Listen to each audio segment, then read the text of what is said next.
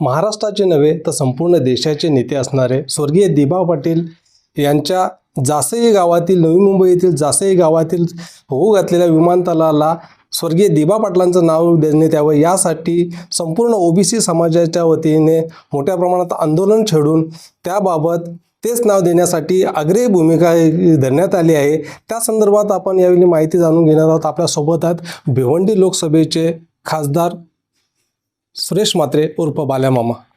मामा, दिबा पाटलांचं नाव हे नवी मुंबईतील विमानतळाला देण्यात यावं यासाठी आपली भूमिका काय आहे? हे बघा, आपण स्वतः बोलता बोलता बोलले की ते देशाचे नेते होते आणि खरं म्हटलं तर केंद्र सरकारला आम्हाला हेच सांगायचं आहे का दिबा पाटील साहेब हे या जिल्ह्याचे राज्याचे नेते नव्हते, देशाचे नेते होते। कारण ते 2 वेळा संसदेत होते, 5 वेळा आमदार झाले, विरोधी पक्षनेते झाले। त्याहीपेक्षा महत्त्वाचं, त्यांनी जो स्त्रीभ्रूण हत्येचा कायदा या राज्यात लागू केला 1989ला, त्याची दखल केंद्र सरकारला देखील घ्यायला लागली आणि त्याच्यानंतर 1994ला संपूर्ण देशभरात स्त्रीभ्रूण हत्येचा कायदा लागू झाला। शेतकऱ्यांसाठी जागेच्या बदल्यात जागा हा 12.5% कायदा संपूर्ण देशभरासाठी लागू झाला। कुळ कायदा संपूर्ण देशभरासाठी लागू झाला। मंडळ आयोगाच्या शिफारसी संपूर्ण ओबीसी समाजासाठी लागू झाला आणि त्यावेळेस महाराष्ट्राचं नेतृत्व हे दिबा पाटील साहेब करतात।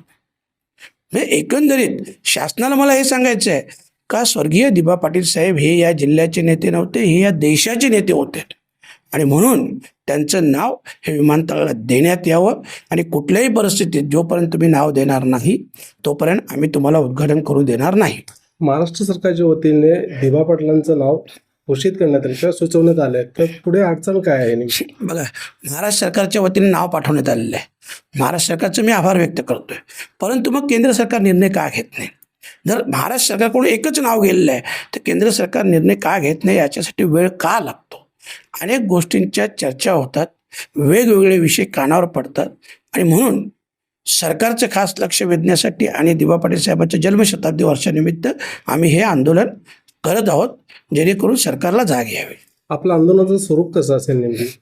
नाही, आम्ही इथून गाड्या घेऊन जाणार, साधारणतः ठाणा नवी मुंबई मार्गे विमानतळाला पूर्ण फेरा मारून आणि जासई गावात जाणार, त्यांच्या स्मृतीस अभिवादन करणार, 1-2-3 वक्ते बोलणार आणि त्याच्यानंतर त्याची सांगता होणार। फक्त जेणेकरून केंद्र सरकारचं लक्ष वेधण्यासाठी आणि राज्य सरकारने देखील जे एकमताने ठराव पाठवलेला आहे तर राज्य सरकारने देखील पुन्हा एकदा केंद्र सरकारच्या लक्षात आणून द्यावं, कारण आता याची उद्घाटनाची वेळ जवळ आलेली आहे आणि म्हणून उद्घाटनाच्या अगोदरच आम्ही ही रॅली काढत आहोत आणि जर या रॅलीचं जर आपण व्यवस्थित काय शासनाने दखल घेतली नाही तर आम्ही लाखोच्या संख्येने मोर्चे देखील काढणार, पण उद्घाटन करू देणार। रॅलीमध्ये साधारणपणे किती सहभागी असतील आणि कशा स्वरूपात असेल? साधारणतः आता आमच्याकडं 1700च्या वर गाड्यांची नोंद झालेली आहे, कारण आम्ही प्रत्येक गाडीचा नंबर, ड्रायव्हरचा नंबर सगळी रीतसर नोंद केलेली आहे। एक अंदाज आहे 2000पेक्षा जास्त गाड्या या रॅलीत असतील। पुढची भूमिका काय असेल आपली?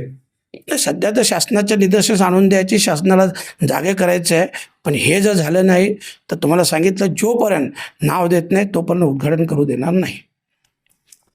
नवी मुंबई येथील जासई येथील विमानतळाला स्वर्गीय दिबा पाटलांचं नाव देण्यात यावं, त्यांच्या जन्मशताब्दी निमित्ताने केंद्र सरकारचं लक्ष वेधण्यासाठी संपूर्ण महाराष्ट्रातून एक भव्य रॅलीचं आयोजन करण्यात आले आहे। त्यामध्ये साधारणपणे 2000 4 व्हीलर आणि मोठ्या संख्येने जनसमुदाय त्या ठिकाणी हजर राहणार आहे।